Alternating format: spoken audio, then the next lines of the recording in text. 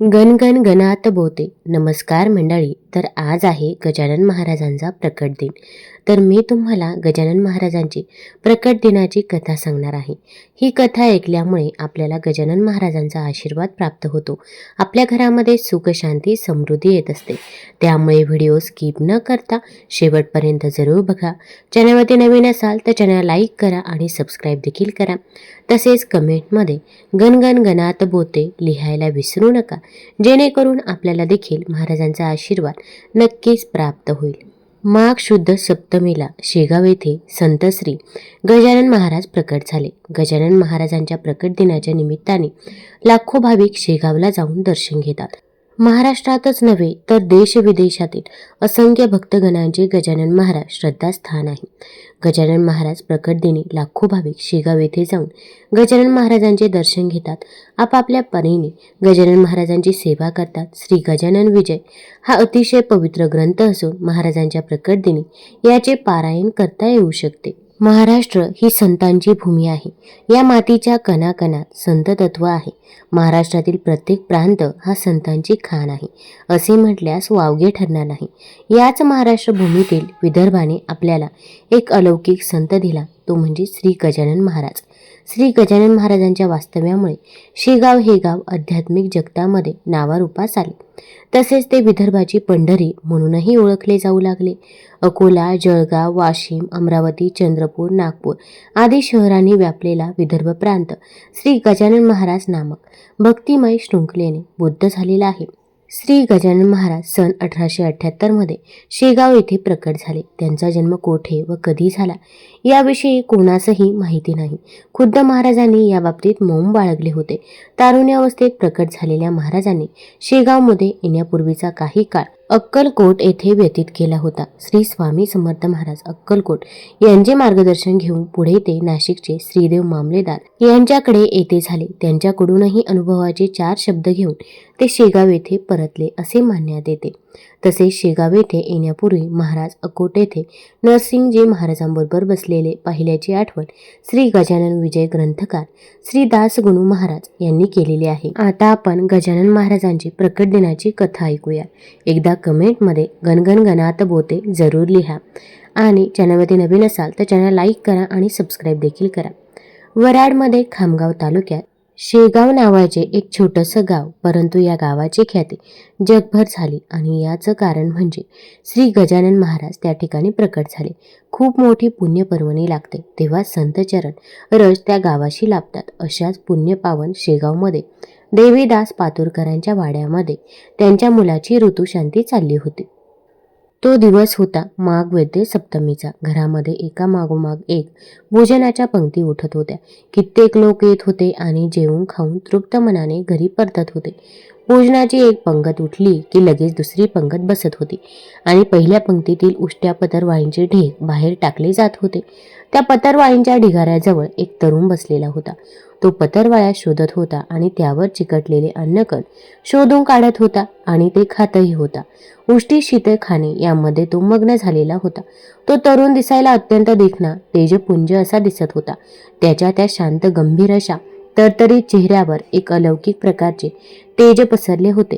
सूर्याच्या कोवळ्या उन्हाप्रमाणे त्याची कांती तेजाने तळपत होती. दृष्टी निश्चल, शांती अशी, संपूर्ण देह विलक्षण वेगळा आणि इतरांपेक्षा खूपसा निराळा, परंतु चटकन लक्ष वेधून घेणारा असा होता.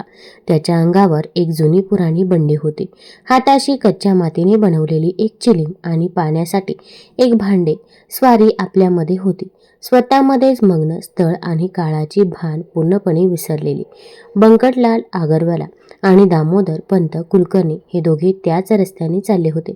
पातुरकरांच्या वाड्या शेजाराहून जाताना अचानक त्यांचे लक्ष वडाच्या झाडाखाली बसून उष्टी शीतकणे वेचणाऱ्या त्या तरुणाकडे गेले. प्रथम त्यांनी त्या प्रकाराकडे दुर्लक्ष केले.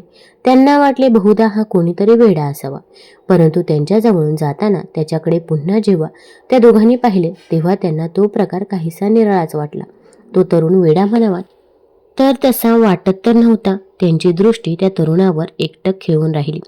विलक्षण तेजपुंज, कांतिमान अशी त्याची देहदृष्टी होती. त्या तरुणामध्ये वेडसरपणाची झाक दिसत नसून एक प्रकारच्या आध्यात्मिक तेज त्याच्या चेहऱ्यावर पसरलेलं होतं. त्या तरुणाला पाहून स्वतःच्या नकळतच बंकटलाल त्याच्याकडे गेले आणि विचारू लागले की आपण या पतरवाळीमधून जे अन्न वेचून खात आहात त्यापेक्षा आम्ही आपणासाठी संपूर्ण भोजनाची व्यवस्था करतो. त्यावरती त्या तरुणाने बंकटलालकडे फक्त मान वरून करून पाहिले. त्या तरुणाची सतेज कांती, भव्य पिळदार शरीर, शांत आणि गहिरे डोळे आणि स्वानंदामध्ये मग्न अशी ती मुद्रा पाहून बंकटलालचे हात आपसुकपणे नमस्कारासाठी म्हणून त्या तरुणासमोर जोडले गेले. बंकटलाल लगबगीने पातुरकरांच्या घरी जाऊन त्यांना हा प्रकार सांगितला आणि त्यांच्या घरातून पंचपक्वान्नांनी भरलेले एक ताट घेऊन आला. ते ताट त्या तरुणासमोर ठेवले. त्या तरुणाने त्या ताटावर एकदा पाहिले आणि त्या दोघांकडे पाहिले आणि शांतपणे ते ताट पुढे ओढून जेवायला सुरुवात केली. ताटातील सर्व पदार्थ त्याने एकत्र केले. गोड पक्वान्नांपासून ते लिंबू, मीठ, चटणी, कोशिंबीर पर्यंतचे सर्व पदार्थ त्याने एकत्र केले आणि शांतपणे तो खाऊ लागला. चेहऱ्यावर कोणत्याही प्रकारचा भाव नव्हता, आनंद नव्हता, दुःखही नव्हते. अगदी शांत आणि निर्विकार समोर जे येईल ते गोड असो वा आंबट असो, तुरट असो वा तिखट असो, शांतपणे तो संभवित होता. जणू त्याच्या दृष्टीने ते सर्व पदार्थ एकसारखेच होते. सर्व इंद्रियांवर विजय मिळवलेला योगी कोणत्याही गोष्टीची अभिलाषा बाळगत नाही. इच्छा, आसक्ती, वासना, भोग यांच्या पलीकडे जाऊन पोहोचतो आणि एक आणि भौतिक सुखापेक्षा परमार्थिक सुखाच्या सागरात डुंबत राहतो. कोणत्याही प्रकारच्या वैश्विक भावना त्याला खुणावू शकत नाही. तो शक्यतेच्या पलीकडे जाऊन पोहोचतो. त्या तरुणाची अवस्था अशाच योगी पुरुषांसारखी झाली होती. रणरण त्या उन्हामध्ये बसून केवळ शरीर धर्माचे पालन करावे त्याप्रमाणे जठराग्नीची तृप्ती होत होती. अन्यथा नित्य अमृतपान करणाऱ्यांना श्रीखंड आणि बासुंदीची चव ती काय लागणार. त्या तरुणाने शांतपणे आपले जेवण संपवले. ही गोष्ट दामोदर पंतांच्या लक्षात आली. तसेच त्या तरुणाजवळचे पाण्याचे भांडे रिकामे आहे ही गोष्ट त्यांच्या लक्षात आली. ते पुढे आले आणि त्यांनी पाणी आणून देऊ का असं त्या तरुणाला विचारलं. त्या तरुणाने मुश्किलीने पंतांकडे पाहून हसून म्हटलं, अहो, कोणत्याही प्राण्याने, मग तो द्विपाद असो चारपाई, अन्नाचे सेवन केले असता त्याला पाण्याची गरज लागतेच. सृष्टीचा, शरीराचा हा नियमच आहे. मी ज्या अर्थी जेवलो त्या अर्थी मला पाण्याची गरज भासणारच, हे कोणीही समजू शकेल. तथापि आपणासही जर असे वाटत असेल तर आपण मला पाणी आणून द्यावे. दामोदर पंत लगेचच पाणी आणण्यासाठी पातोकरांच्या वाड्यात गेले. तेवढ्यात तो तरुण उठला. शेजारीच एक पाण्याचा छोटासा ओढा वाहत होता. तेथे जाऊन हात तोंड धुवून त्यातले पाणी तो प्यायला. एवढ्यात वाड्यातून बाहेर येताना पंतांनी ते पाहिले आणि लगबगीने ते म्हणाले, अहो अहो, हे काय करता, अहो हे काय करत आहात. आपण या ओढ्याचे पाणी आधीच घाणेरडे आहे. त्यात जाणाऱ्या येणाऱ्यांनी गुराढोरांच्या येण्याने ते अधिकच घाणेरडे झालेले आहे. अहो, इथे पाणी पिण्यापेक्षा मी जे स्वच्छ आणि निर्मळ पाणी आहे तर ते आणले आहे, ते प्यावे. दामोदर पंतांचे बोलणे ऐकल्यावर तो तरुण हसून म्हणाला, आपले बोलणे बरोबर आहे, परंतु हे केवळ एक व्यावहारिक सत्य आहे. चांगला आणि वाईट हे फक्त भेद आहेत. तुम्ही आणि आम्ही केलेली कुठलीही गोष्ट मूलतः चांगली किंवा वाईट आहे हे आपण ठरवतो. आपल्या सोयीप्रमाणे आपण त्यांना चांगली आणि वाईट अशी विशेषणे लावतो. या चराचरांमध्ये जो अव्यक्त ब्रह्मा दडलेला आहे त्याचेच हे दोन रूपे आहेत आणि हे एकच आहे. स्वच्छ, निर्मळ, गढूळ, शीतल, दुर्गंधित, सुगंधित ही त्याची रूपे आहेत. आपलं मन स्वच्छ हवं. निर्मळ पाणी प्यायल्यामुळे मन निर्मळ होत नाही. आपलं मन स्वच्छ, साफ असेल तर वाईटामधूनही आपण चांगलं तेच निवडू शकतो. हे जगही आपल्याला सुंदरच दिसू लागते. पवित्र गोमुखातून पडलेल्या स्वच्छ आणि दाणेदार जलबिंदूप्रमाणे त्या तरुणाच्या तोंडून शब्द बाहेर पडत होते. त्याच्या नितळ आणि स्वच्छ नजरेमध्ये आश्वासकता होती. मी आणि तू मधील अपर भावाचा लवलेशही दिसत नव्हता. स्पष्ट होते. शब्दाशब्दांमध्ये प्रामाणिक ठामपणा होता. वाणी रसाळ आणि ओजस्वी होती. शब्द धारदार पात्याप्रमाणे हृदयाचा ठाव घेत होते. बंकटलाल आणि दामोदर पंतांना गहिवरून आले. त्यांच्या अंतर्मनाला त्या तरुणाच्या दैवी सामर्थ्याने साथ घातली होती. त्या दोघांनाही राहावले नाही. त्या तरुणाच्या चरणी लोटांगण घाललेलं ते पुढे होणार इतक्या जणू अंतर्ज्ञानाने त्यांच्या मनातील विचार त्या तरुणाने ओळखले आणि क्षणार्धात तो अंतर्धान पावला. व्यंकटलाल विस्मयाने थक्क होऊन दामोदर पंतांकडे पाहू लागला. शेगाव गावामधील माघ मासातील वैद्य सप्तमीचा दिवस. तारीख होती 23 फेब्रुवारी 1878. त्या छोट्याशा गावातील ही घटना त्या गावाला आध्यात्मिक जगामध्ये महत्त्वाचे स्थान देईल असं कोणालाही त्यावेळी वाटलं नव्हतं.